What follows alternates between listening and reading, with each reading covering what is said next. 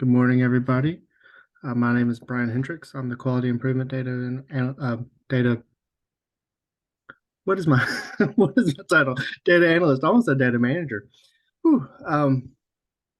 Today is April the 7th, and it is the Infectious Disease Echo, and we have some great presentations. We have presentations from Anna Garrett, who's given the epi updates for influenza and COVID, and Dr. Mayer has given his part two of HIV treatment and prevention.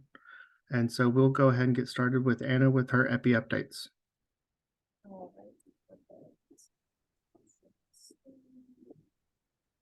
Can you guys see that? Okay. Yes, we can see it. All right.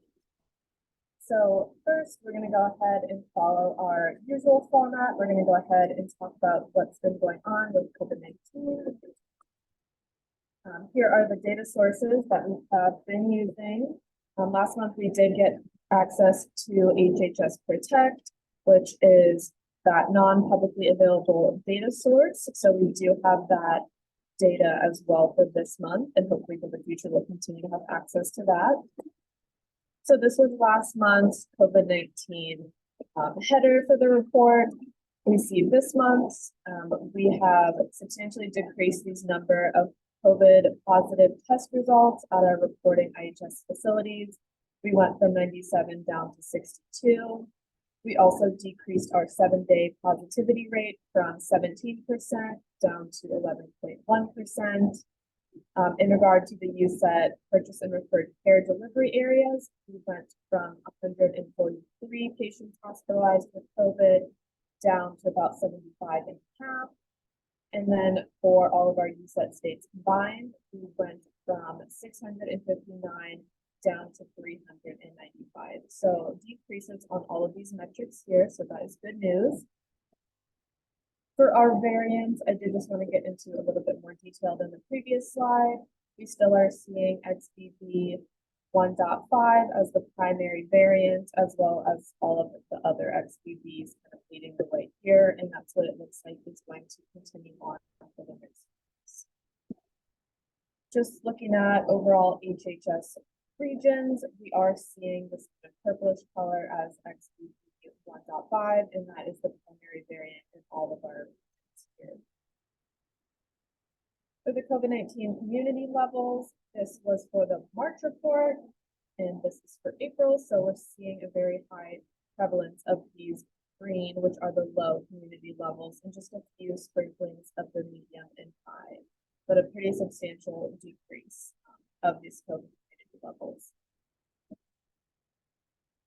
Overall, we are seeing the same thing with the whole United States. That was last month and then this month. So just a lot more of those community levels getting to that green or low color. For the wastewater samples, this was the March report, and then this is April. We are seeing a pretty significant increase of no data being reported in a majority of states. So we did just have a few states here in our region actually reporting this metric. So if this does continue, we might need to reevaluate our COVID wastewater metric in the future. For our COVID-19 hospital admissions, this was our report from March and then April.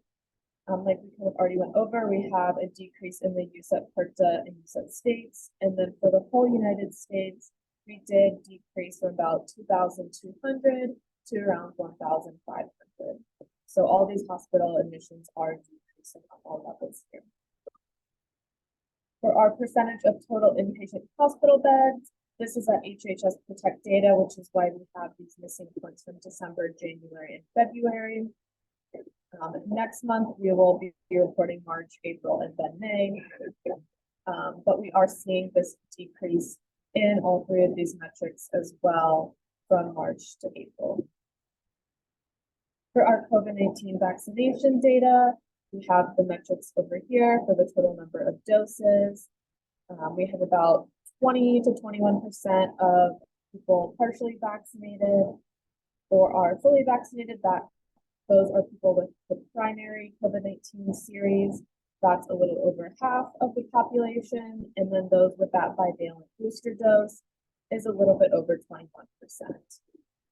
We're seeing just some slight slight increases here with the percentage of population fully vaccinated for IHS national area, United States, and then IHS as a whole. This is on our state level for our USET states. This is the percentage of the population with that COVID-19 primary series. Following those same trends, we are just seeing these slight increases from last month to this month. And this is the metric for the COVID-19 booster dose. Again, we are just seeing those slight increases from last month to this month. And we do kind of foresee this trend continuing with just these slight increases every month of the vaccination rate. But I will say we do have a ways to go in some of these states with getting people their bivalent dose. The data sources for those that are publicly available are linked here if you wanted to dive further into this data. Moving on to our influenza report. These are the data sources we use, which are the same as last month. This is just to provide a general overview of the influenza and vaccination rates kind of across the United States and within IHS Nashville area. I will say this report is based on MMWR, which is the morbidity and mortality report, which is that week number. Week 1 would be January 1st. And I will also point out that influenza-like illness is not laboratory confirmed influenza. It's just a respiratory illness, including a fever and a cough or sore throat. So that might potentially include other things besides influenza. So our April report, this was for week 12, which was March 19th through the 25th. We are seeing kind of a stable or decreasing trend here in all of our metrics. So our percentage of influenza positive tests reported to CDC, there was no difference from week 11 to 12. We're sitting at about 0.9%. Our weighted percentage of visits for ILI, that's at about 2.4%, with no change from last week. Our number of new influenza hospital admissions, about 1,222, which is down 174 from the week prior. Within IHS nationally, we have our percentage of ILI visits at about 0.7%, which is a slight decrease from the week before. And then specifically for the Nashville area, for that ILI visit percentage, we're at about 1.4, and there was not a change from last week. For our influenza-like illness, we have our map of the United States. We are seeing most of the states here at these minimal to lower levels, just a few here in this moderate range, which is this kind of green-yellow colors. We do have one state that is not reporting data this week. On the bottom here, we have our percentage of outpatient visits for respiratory illness. So we're looking at this red line with these little the black line with the little red triangles. That is the 2022 to 2023 season. We can see here we have gone below this 2022 to 2023 national baseline. So we've seen this respiratory illness significantly drop off and kind of level out here. So that's good. For our vaccination data, on the left, we have the IHS region. So we can see nationally, we're sitting at about 30.9%. Nashville specifically, we're doing just slightly better than that at 33.4%. And then by age group for the Nashville area, we have children 6 months to 17 years at about 27.3%, adults 35.8%, and then seniors 33.4%. So these are all slight increases from the week before. For the number of new hospital admissions by HHS Protect region, we can see we're all kind of leveling out here for all of the regions, which we have USET member tribal nations. We also are seeing this kind of decrease in leveling off for the total in the United States as well. So I'll go ahead and open it up to questions, but overall it looks like COVID and influenza is kind of leveling off and decreasing steadily overall. I have one question, and thank you for the presentation. It was really good. The wastewater map that you showed, Mhm. what does that mean? There's activity in those states, or that they're just measuring it? Yes. Okay, so this kind of gray color, and you can see that, okay, right? Okay, so this gray color is where we have no data reported. This blue is the percent of wastewater samples with detectable virus, detectable COVID-19 from 0% to 100%. So through kind of the pandemic, we've been seeing pretty much all wastewater samples that have been pulled out have some type of COVID-19 in them.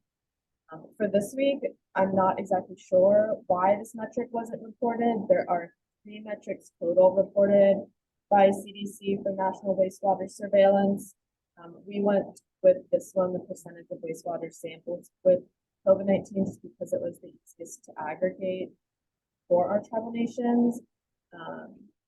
So I can't really say what exactly this means. It's likely just there was less sampling occurring this month or this specific week in the month that I pulled data. Okay, thank you. What's going on?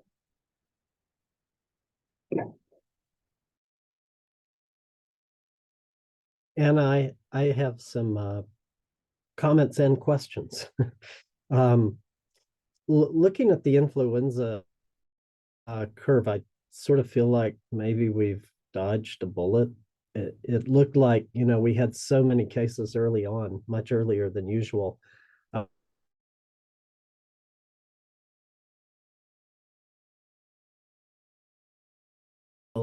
Large numbers of cases that just dropped off. It's like everything was shifted earlier. So that's just an observation. I don't know where I was really going with that, other than to say it didn't pan out. My initial fears did not pan out.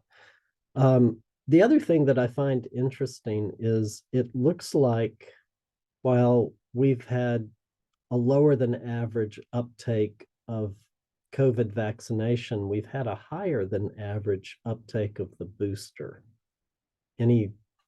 Does anybody have any thoughts on that? I find that interesting. Or am I misinterpreting the data? Were you talking about, let me check the slide, the COVID-19 vaccination? Yeah, if you look at, just our data on specifically the the Nashville area, it looks like we're lower than the United States as a whole. But then if you look at the booster uptake, it looks like maybe we're a little higher, at least than the states in our region. Yeah, it is kind of state dependent since, I mean, the IHS national area is kind of aggregating all of those states, so that essentially be why this would be the primary series and then this would be the booster dose. So it does seem there are some states in here that may be bringing up that number. But I do think there are probably some regional or state by state kind of trends, but I do think it's good we have kind of that increased uptake in the dose for that, at least the IHS area. Yeah, I don't know why that would be. It just looks like proportionally we've had a higher uptake with booster than we did with just overall primary series. But because our providers are doing such a good job of getting it in people's arms. maybe so. Maybe. Any other questions for Anna at this time? Hearing none, we can move on to Dr. Mira. Oh, I do have to, sorry, Dr. Mira, I have to share the closure slide real quick. Yeah. There you go. Dr. Mira received an honorarium from Abby Pharmaceuticals for a presentation. He is also the principal investigator for clinical trials for Gilead Sciences, Pfizer, and Abbey Pharmaceuticals, and a principal investigator for a focus grant for Gilead Sciences. All relevant financial relationships have been mitigated. And I will stop sharing. And now you can share. Okay, thank you. No problem. Give me 1 second. Okay, can you see the screen? The slides? No, we can't. Okay, let's see what I did wrong.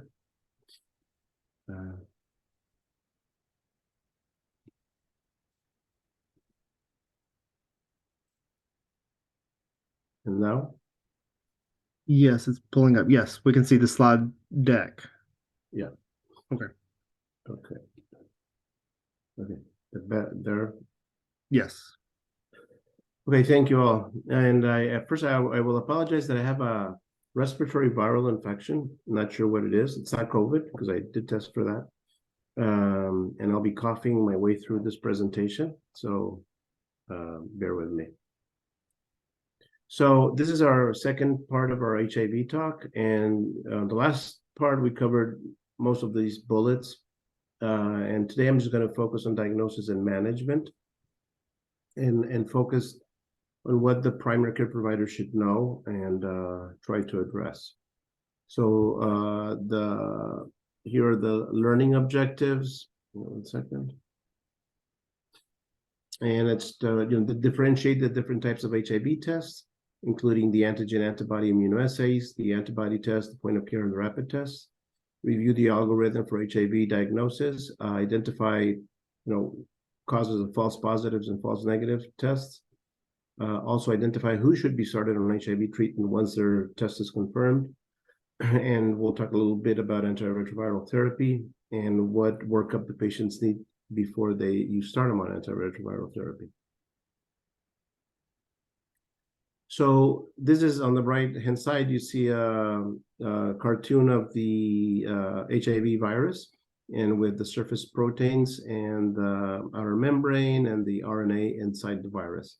So we have 3 types of tests. The first is the nucleic acid test, which is you may also know this is the viral load for HIV, or a qualitative test for HIV, which measures the RNA. It's the most sensitive and specific test, but as we will see, it's complex to do and expensive, so it's not a test that we do routinely for screening, except in certain particular situations.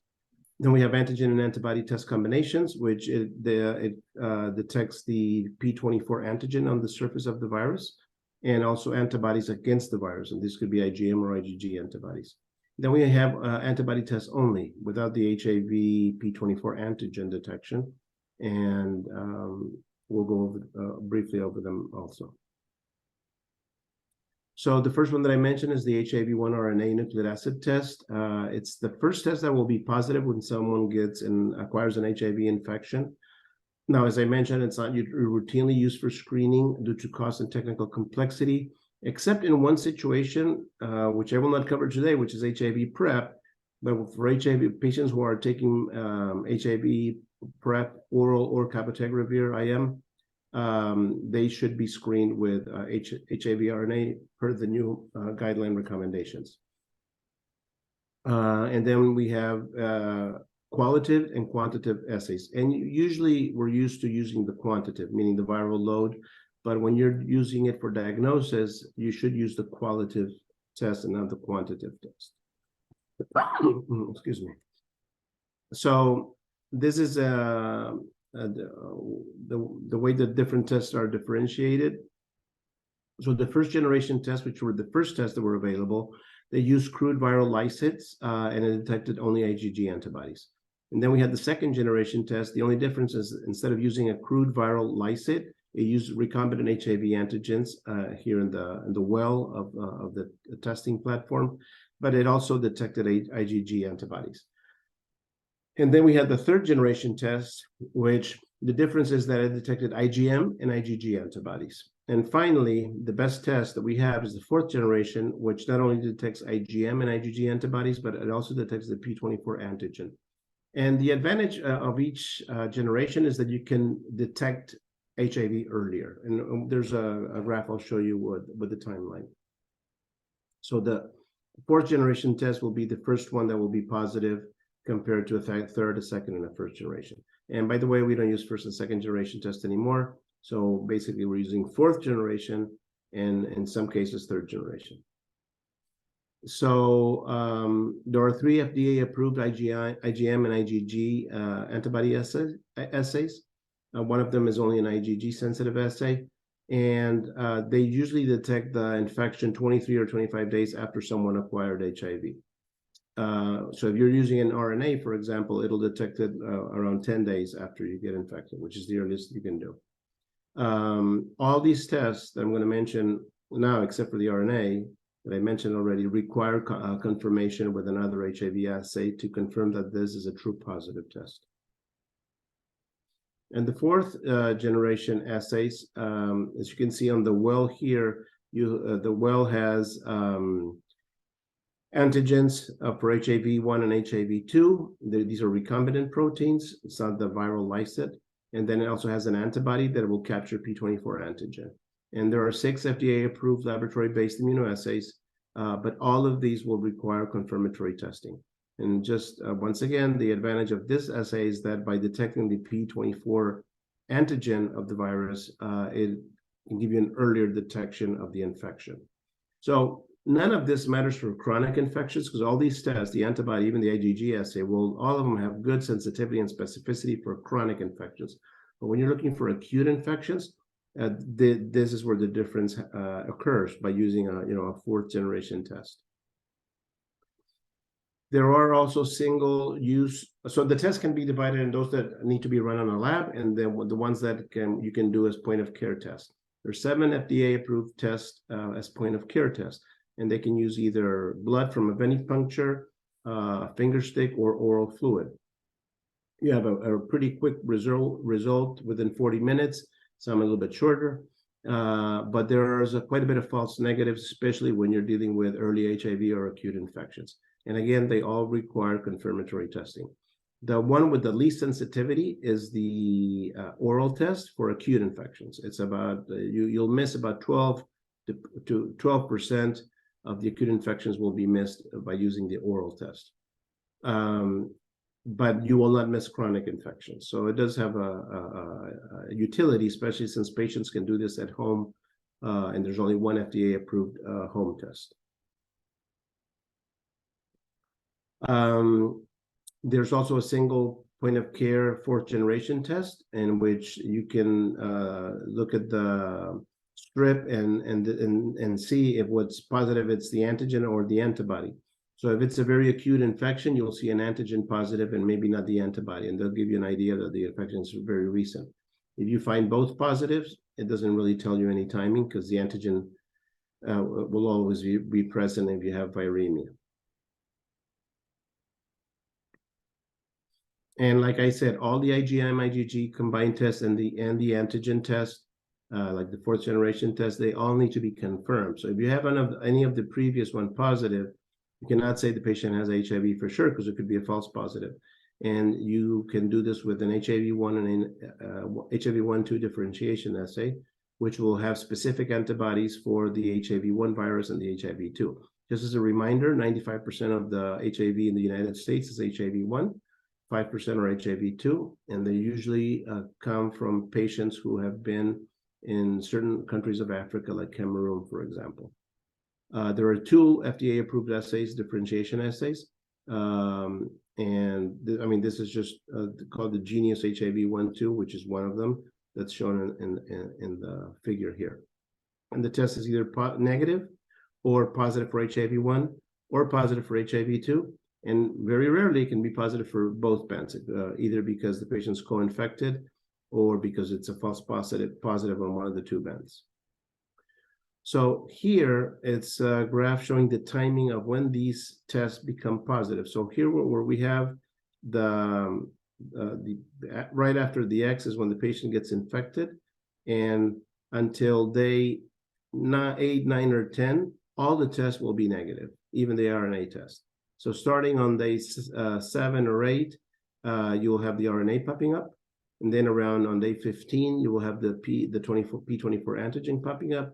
And then at around day 25 or 26, you will have the IgM antibody coming up. And a little bit later, around day 30, you will have the IgG antibody appearing. So it's important to know this so you can interpret the results of the test that you're using. So the eclipse period is time during which no existing diagnostic test can detect HIV. So if someone told you they had a risky exposure 5 days ago, there's really no test that will be able to confirm or rule out that the patient acquired HIV. You would have to wait a little bit longer to test the patient and to confirm the infection. And the window period is the time between the acquisition of HIV and when the lab test will detect HIV in the majority of patients. Also, it's important to know that these days are averages. You know, in an individual patient, a test may take longer or shorter to be positive compared to the numbers that you see on this graph here. So this is another way of showing you the timing. So the earliest test is the HIV RNA. All the HIV RNAs will be positive by day 10. But as I said, some may be positive a few days earlier. Then the next test that will be positive will be the antigen antibody or the 4th generation test. But the one that's done in the lab will be, it's a little bit more sensitive than the one that's point of care testing. Excuse me. And then when you look at 3rd generation test that detect antibody only, again, the one that's done in the lab will be positive around day 25 compared to point of care test that may take a month to be positive. So always, if you're testing a patient and you think that you may be hitting and not be quite at the, you may be in the window period, the best thing is just to either repeat the test a few days or a few weeks later, depending on the situation, or to do an RNA test. Okay, so this is the algorithm, and it looks pretty complicated, but it's really not that complicated. So you start screening a patient ideally with a 4th generation test that has an HIV-1/2 antigen and antibody immunoassay. So you detect the P24 antigen, you detect the IgM and the IgG against HIV-1 and HIV-2. If the test is non-reactive, you can say the patient is negative as long as the exposure fits the window of the test, which would be around 15 days to detect the P24 antigen. But non-reactive means it's negative unless the patient's still in the window period. If the test is reactive, then you have to do the confirmatory test, which is the differentiation HIV-1 and HIV-2 antibody test. And here you have all the options of what could happen. So if the HIV-1 antibody is positive, the patient has HIV-1. If the HIV-2 antibody is positive, the patient has HIV-2. If both are positive, it could be a co-infection, or it could be that one of them is a false positive, which is very rare. If both of them are negative, then you have what this means is that this was probably a false positive, that the 4th generation test was a false positive. Now, it could happen that they are indeterminate, meaning that they're not positive or negative, and you have all the variations of being indeterminate here in these 3 boxes. Either the HIV-1 and 2 are indeterminate, or one is negative and the other one's indeterminate. And the way to answer this question here is to do an HIV-1 RNA or a NAT test.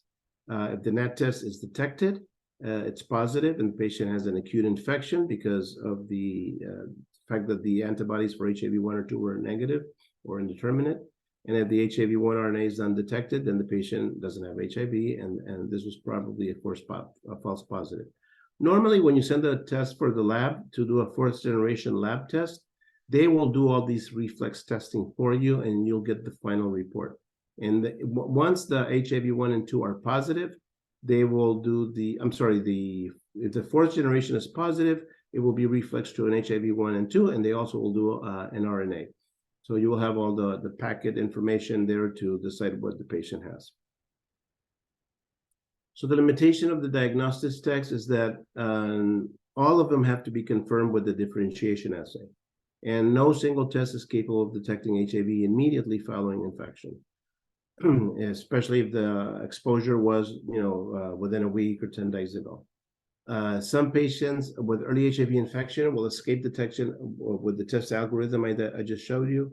And also, this is very important, patients who are taking HIV PrEP take longer to develop the antibodies. They do not take longer to develop the RNA detectable in blood. It's just the quantity may be lower, but you can detect the RNA. That's why the new HIV PrEP guidelines recommend every 3 months when you're seeing your patients that are on HIV PrEP to test them with an RNA.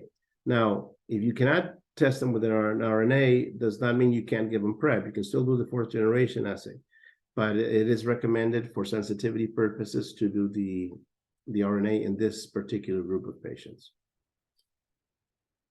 So false negative test can be most commonly because the patient is in the acute HIV infection period, and he's on the window and there's not time enough for the P24 antigen to be detected. Could be a lab mistake, or the patient could be on antiretroviral therapy. And like I mentioned, it takes a little bit longer for the 4th generation test to be positive. So the 4th generation test, when you're on PrEP, takes 30 days to be positive with a 4th generation antigen test, instead of 14 or 15 days if you're not on PrEP. In false positivity, it's pretty frequent, and especially when you're dealing with populations and where there's a low prevalence of HIV. So I would tell you that about 30 or 40% of our 4th generation tests are false positives. And the reasons, it could be pregnancy, autoimmune disorders, recent influenza vaccination, recent viral infection, a patient has a connective tissue disorder, or has had prior blood transfusions, or a laboratory mistake. So why screen for HIV? Well, there's 2 main reasons. For the individual patient, an earlier diagnosis will prevent this patient from deteriorating their immune system and developing AIDS. So there's a great benefit, and life expectancy on someone who's on treatment and has good immune function is almost as if they were HIV negative. And at the population level, because when you treat someone and you suppress their viral load, they're not infectious anymore, and it's called treatment as prevention. And it is important to know that 14% of the HIV infected population in the US are not aware that they are infected with HIV. And they are unconsciously responsible for 56% of the new infections because they don't know they have it. And when people know they have it, they tend to protect others in general. That's a general rule that it's been written, and I've observed it on my patients also.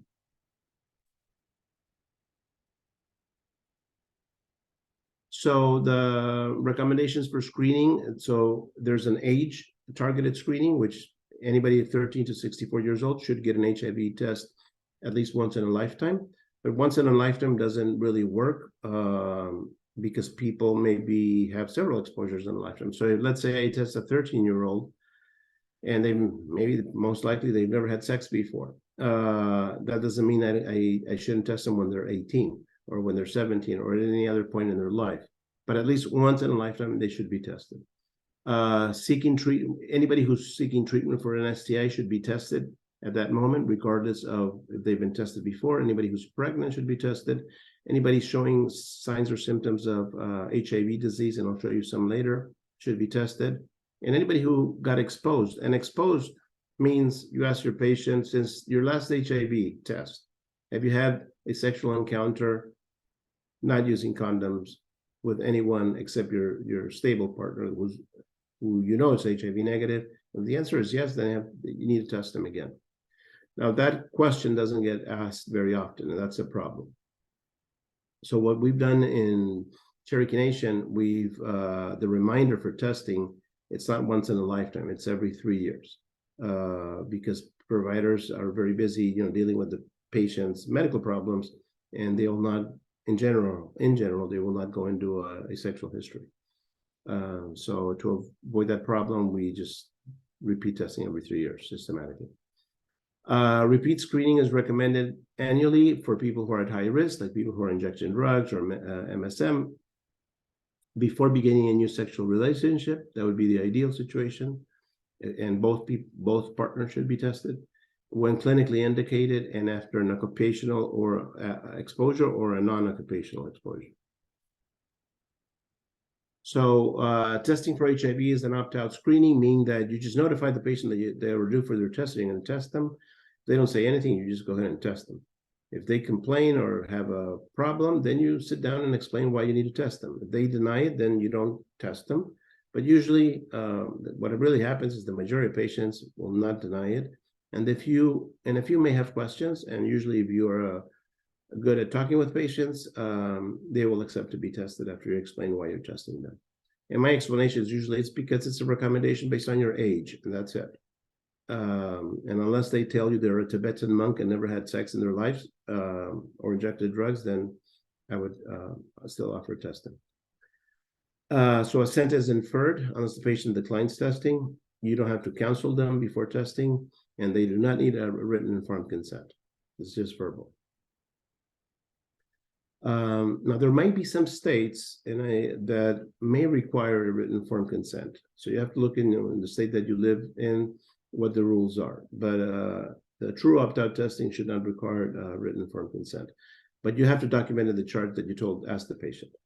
Repeat screening of persons not likely to be at high risk for HIV should be performed based on your clinical judgment.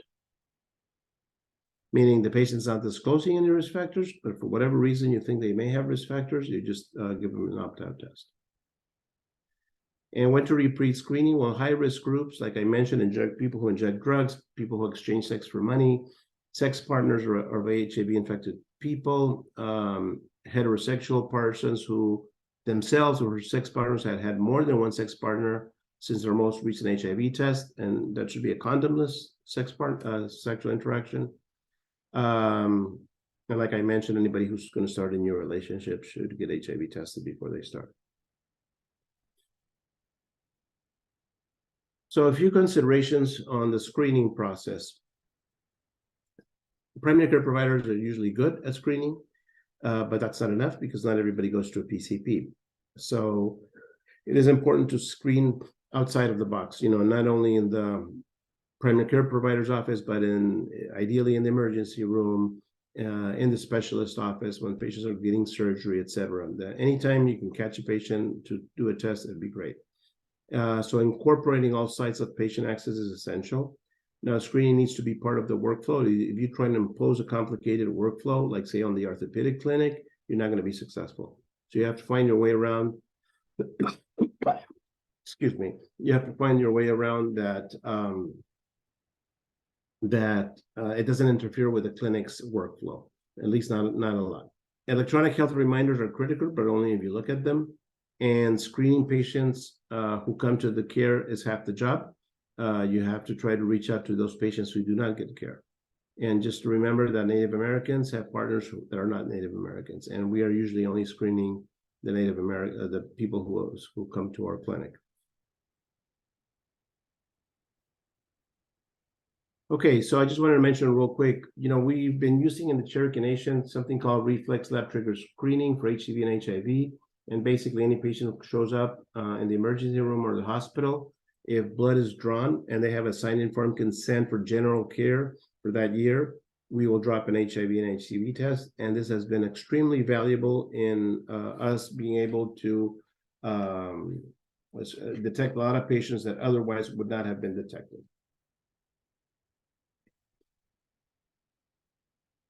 So this is the cascade of care, the one the CDC published many years ago for HIV.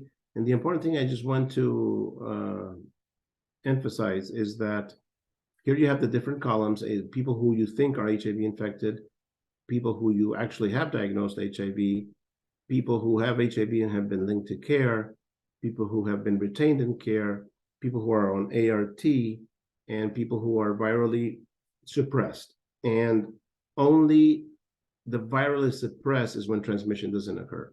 So in all these stages, people are infectious. So that's why it's very important to get them on antiretroviral medication as soon as you can.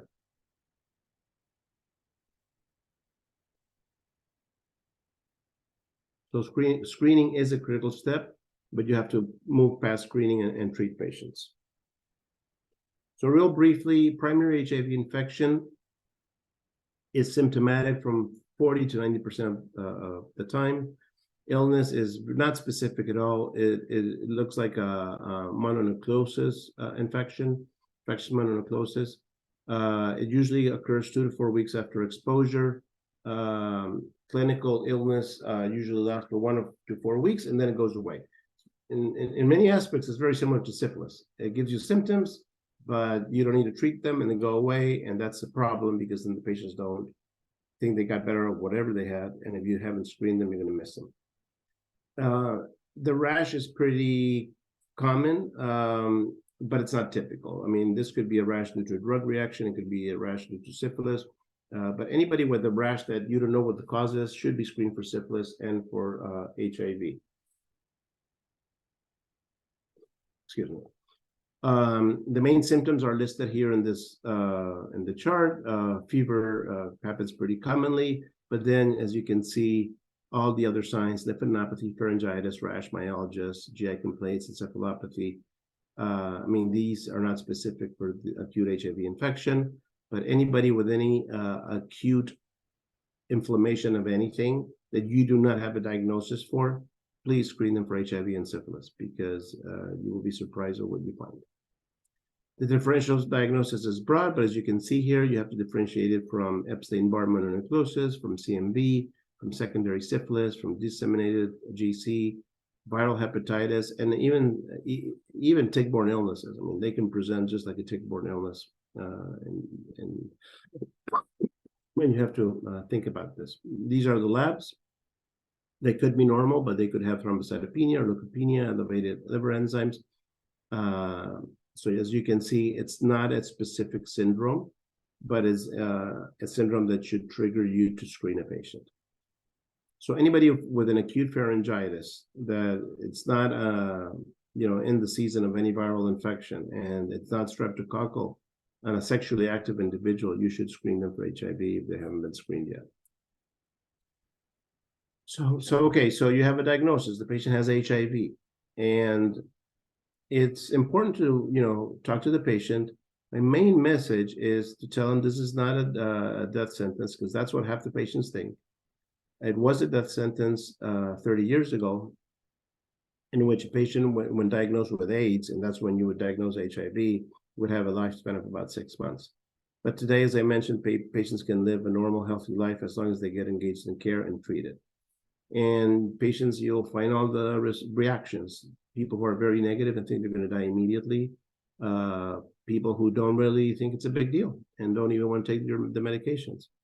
But my biggest nightmare is the last one, where they come with 100 pages of articles they pulled and have you read them and research all of that.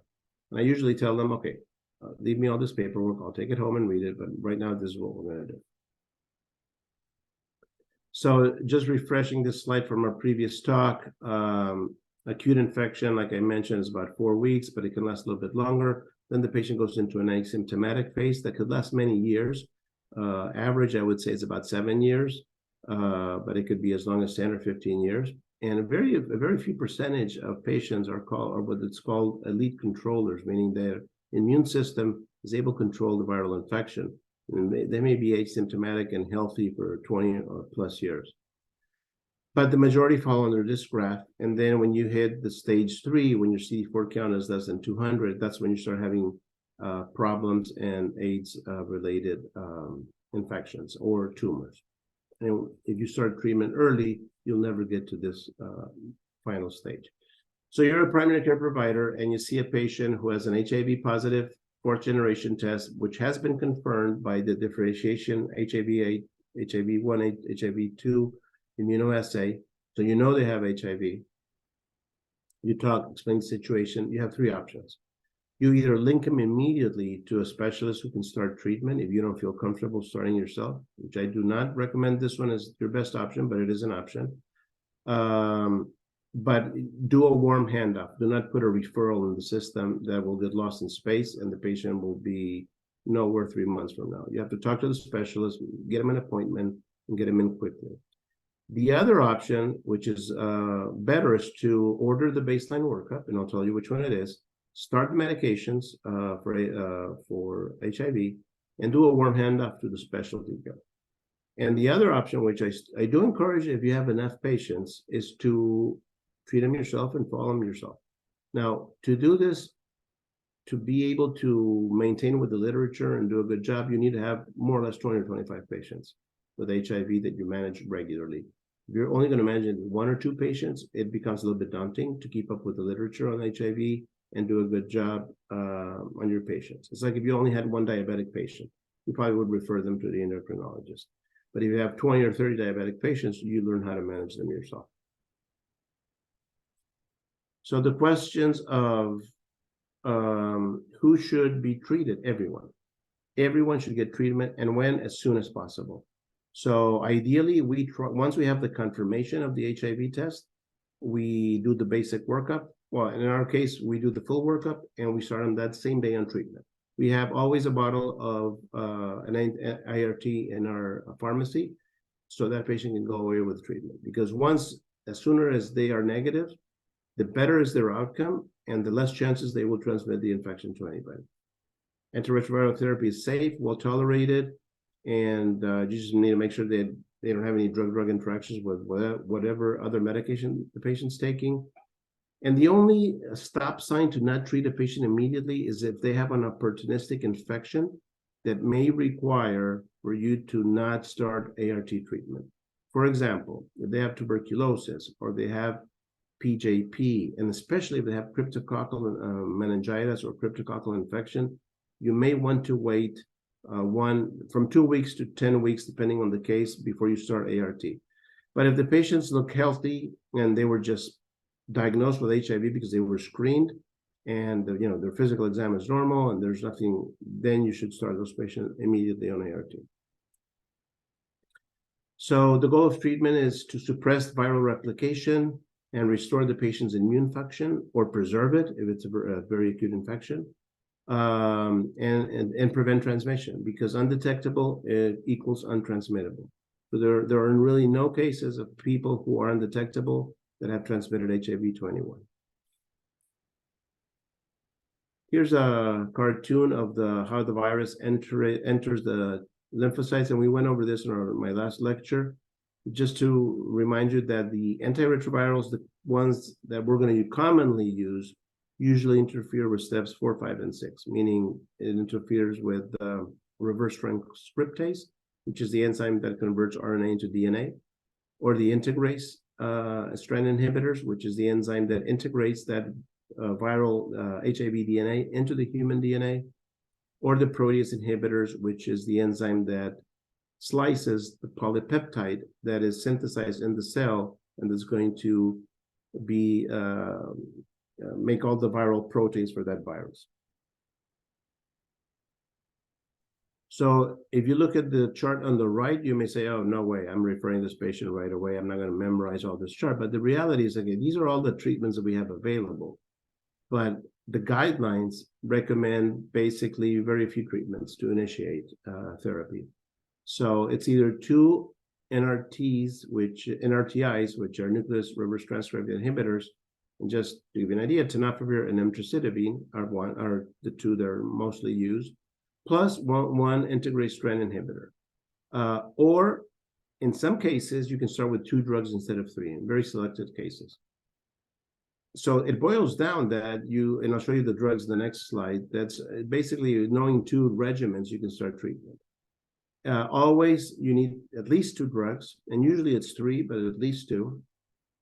And only in situations that you cannot use these recommended regimens, you can use 2 NRTIs plus a different class of drugs, like a protease inhibitor or a non-nucleoside reverse transcriptase inhibitor, or also called NNRTI. But this you won't have to get into, excuse me, unless there is a very good reason why you can't use the first line of drugs. So this is the drugs that we most frequently use. And the one that we have in our pharmacy is bictegravir, tenofovir, with tenofovir alafenamide with emtricitabine, which is called, the commercial name is Biktarvy, and it covers HIV and it also treats HBV. And this is important because some patients can be co-infected, and you need to know that. If you cannot use this, the other option is dolutegravir, abacavir, lamivudine. It's called Triumec. Now, this one has a little bit more side effects, and you need to get an HLA-B HLA-B5701 before you start treatment, because abacavir can induce hypersensitivity syndrome, and you can predict that by knowing this HLA-B5701 status. The reality is that we hardly ever use this regimen unless the patient has renal failure, because you can only use bictegravir if the patient has a GFR of 30 or above. So if they have a low GFR, then you may need to use this regimen, which is the abacavir lamivudine combination. But you need to make sure that the patient does not have chronic HBV and that they are not going to develop a hypersensitivity reaction. Another option is to use dolutegravir, which is called Tivicay, plus the combination of tenofovir and emtricitabine. This would be 2 pills a day, which is Descovir Truvada. And it covers HIV and hepatitis B. And in certain patients that have specifically a viral load that is less than 500,000 and do not have hepatitis B virus co-infection, and that you have the resistance testing available to make sure that the virus is sensitive to integrase inhibitors and sensitive to NRTIs, then you can start a 2-drug regimen on those patients. But the easiest initiation, it's either the first one, it's 1 pill once a day, or the third one, which is 2 pills once a day. And so you choose what's best for you, make sure you have that on your pharmacy, and you can prescribe it quickly. So before starting ART, first address patient willingness to initiate treatment. In general, they want treatment, but you always run into the outlier that has some theories of why he shouldn't be treated, he or she shouldn't be treated. And then you need to spend a little bit more time, but only prescribe the medication if they comply to be adherent to the treatment. Make sure they don't have an active opportunistic infection, and that you can rule out by a good clinical exam and taking history. Make sure, do a drug-drug interaction checkup with other medications they have. Make sure they have insurance coverage. Usually this is not a problem because the Ryan White program usually covers most patients, but you need to, cross your T's and dot your I's. If they're pregnant, you still can treat them, and you should treat them, as a matter of fact, to avoid vertical transmission, but it's important to know if they're pregnant or not. The renal function is important because that'll tell you if you can really use the tenofovir combinations or not. Hepatitis B co-infection is also important to know. And then the comorbidities is because some of these medications will affect some of the parameters listed here, and I will go over them briefly. I'm almost done, Brian. Don't sweat it. 2 more minutes or 3 more minutes. And then you need a baseline HIV viral load and a CD4 count. So this is what you really need to order to start treatment: a CBC, a CD4, a Chem7, LFTs, HIV viral load, surface antigens for hepatitis B. And this is critical: HIV genotype testing to make sure that the patient doesn't have any resistance, and a pregnancy test if it's applicable. Now, there are other tests that we order, but this is the minimum that you can order and then start the patient on treatment. You don't have to wait for the results of this. You just start them on treatment, but make sure that especially the HIV genotype testing is done. And then you can always correct if you need to, change treatments for whatever reason. But that would be my advice.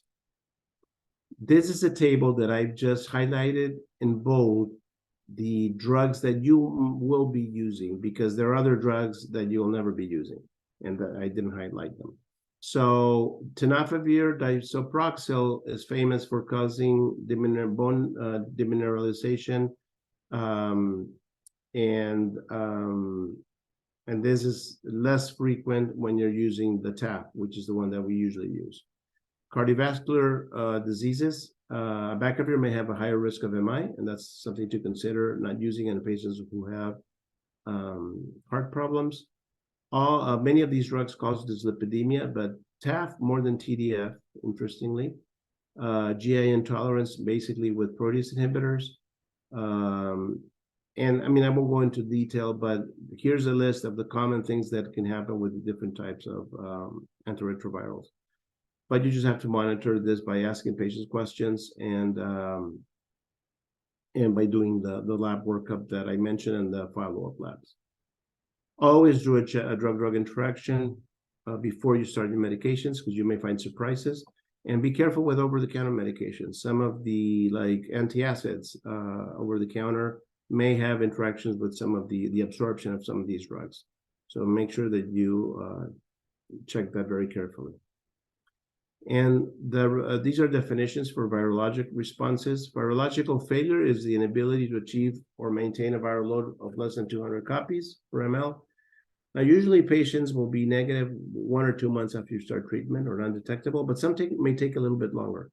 I mean, I've had a patient who took a year to be negative, but the important thing is that the viral load keeps on going down. As long as it's decreasing, you're in good shape. But if it starts going up, you've got a problem. Viral rebound is when they were non-detected and then suddenly have more than 200 copies. A viral blip is when they go up, but less than 200 copies and they go back down. Usually that happens when a patient has a viral infection, or sometimes they forgot to take a couple of doses and that could be causing the blip. And then low-level viremia is that they are below 200, but you cannot get them to be negative. And you have to really review drug-drug interactions, if the patient's taking the medication every day, see what's going on. Causes of HIV resistance to antiretroviral drugs is because you gave them a drug that the patient was resistant to. That's why it's so important to obtain that genotypic resistance before you start treatment, or because they're not taking it properly, or because you're having some drug-drug interaction and they're not getting a good therapeutic level of the antiviral, or because they were unlucky and they got infected with a resistant virus off the bat. But you should pick that up if you do the genotypic resistance, or very rarely, but it can happen, the patient gets infected with a resistant virus. I mean, they have HIV and they get a new infection of HIV with a resistant virus. This is just a reminder that the CD4 cell count is very important to look at as quickly as you can to see if the patient needs to be started on some prophylaxis to prevent the infections that are listed in this table. So if their CD4 count is less than 200, you have to put them on prophylaxis for PJP, and we usually use Bactrim for that. If their CD4 is less than 100 and they have a positive toxoplasma serology, again, Bactrim, but they're usually on it for the PJP before that. Mycobacterium avian complex, in the past, usually we would prophylax this. Now, if you start them on ART, you don't need to do it. But let's say you're not starting the patient on ART for whatever reason, and they have a very low CD4 count, then you should put them on azithromycin prophylaxis once a week.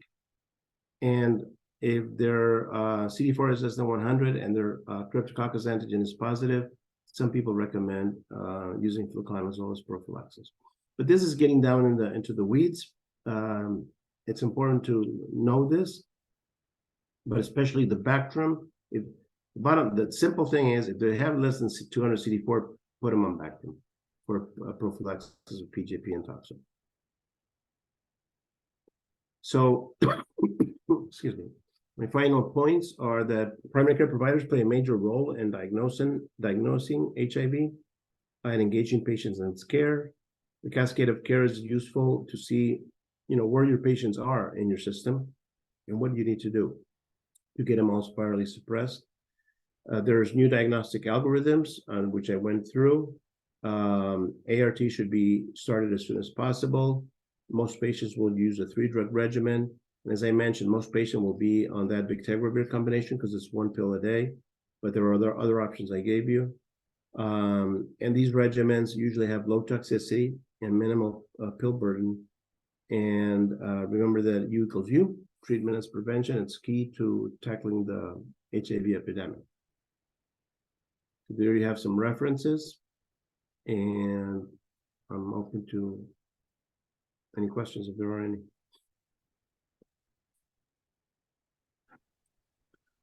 Great presentation, Dr. Mera. Do we have any questions at this time, Gabby? Hi, Dr. Mera. Thank you for your presentation. I just wanted to quickly highlight, I do have a question, but before I say that, I just wanted to highlight, based on the presentation that you were giving, you had mentioned about the OraQuick self-testing kits. If anyone is interested in that, USET does provide that. I did provide my contact information if you're interested in getting that. But I just wanted to ask you, Dr. Mera, specifically, I had done prior research in relations to diabetes, and I had done some research showing that the protease inhibitors of the antiviral treatment is most commonly associated with the increased incidence of diabetes. Have you seen that recently? Yes, I mean, protease inhibitors have more side effects than integrase inhibitors. And one of the side effects or the associations is that it can cause insulin resistance. And now, have I seen that lately? The answer is no, because we don't use them hardly at all. So I can tell you that the last, we have about 80 or 90 patients in our practice that we follow. And maybe I have 5 patients with protease inhibitors, and these are usually patients that I inherited with the protease inhibitors on board, and they're doing well. So I don't like to rock the boat and change their treatments unless I have a really good reason. But the majority we started with the integrase inhibitors, and the problem with the integrase inhibitors, those that I don't know if I mentioned, is they gain weight. So they may gain weight, and if you gain weight, you can also, increase your insulin resistance and have more risk of diabetes. But the usual weight gains about 5 or 6 pounds, and I believe it's more with dolutegravir than with bictegravir, but I could be wrong. It could be similar. That's something you just advise the patients that it could happen. But yeah, I mean, you're right on your comment, but we just don't use them anymore. I mean, we hardly ever use them unless, who would I use a protease inhibitor to start would be someone that, for example, has renal dysfunction and I can't use the tenofovir backbone, and I may want to use a protease inhibitor combined with a integrase inhibitor, which that's an option. And I may do that, but it's rare. But you're correct on your review of the literature.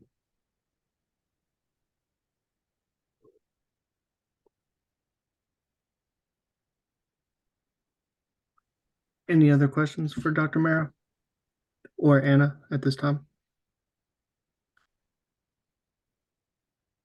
If not, just a reminder to complete the link or complete the survey at the link in the chat. It'll take you to the survey that Cardia does, and you'll be able to specify which continuing education credit you would like. And also next month, we will be covering hepatitis C, and because it is the Hepatitis Awareness Month, and we have a clinician from National Clinical Consultation Service, our center, that will be presenting. And yes, it'll be since we got off this month, it's a little tricky. May 12th. It'll be May 12th at 11 o'clock Central Time, and hope to see you there.